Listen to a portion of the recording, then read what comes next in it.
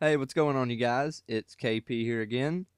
This time, I'm going to show you how to guard the flag, which is the third position and capture the flag. Now, this position doesn't really need too much explaining. For the most part, you're just going to find a position near your flag, preferably elevated and with cover, and you're pretty much going to camp the flag.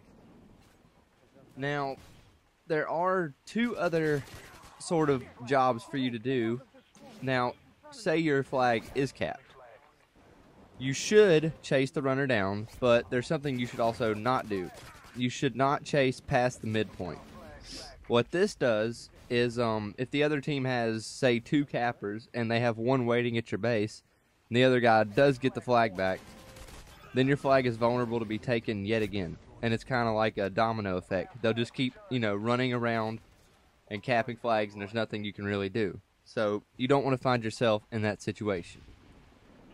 Second off, you want to try to help your runners get from the midpoint back to the base. At this point, the mid player job has already done his part in making sure the runner gets to the midpoint.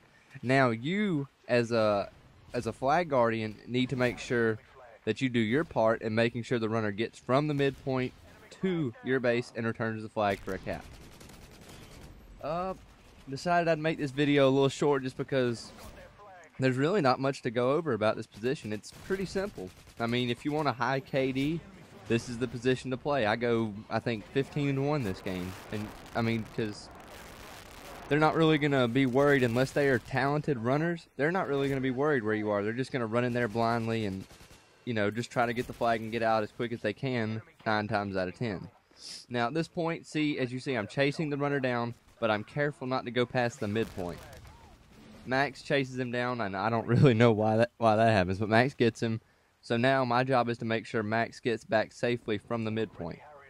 Never chase the flag runner past the midpoint. That's the main thing I'm trying to get through to you guys, because a lot of flag guardians, once they see the flag has been taken, they'll just go buck wild and run all the way across the map trying to get to the runner. There's a couple reasons why you shouldn't do this. One is because it'll get your team strategy off. Two is because the flag runner most likely will have marathon and lightweight, and you're not going to catch him anyway. So you're in a lose-lose situation there. So just go to the midpoint, and if you don't catch him by then, head back to your flag. Your mid player will pick them up if they are good, which they should be, as I went over in the mid player video. You should have your best players playing the middle position. Okay, I mean, really, if you want to get a high KD and get some kill streaks, play this position. I mean, this is really not my cup of tea. I don't like camping.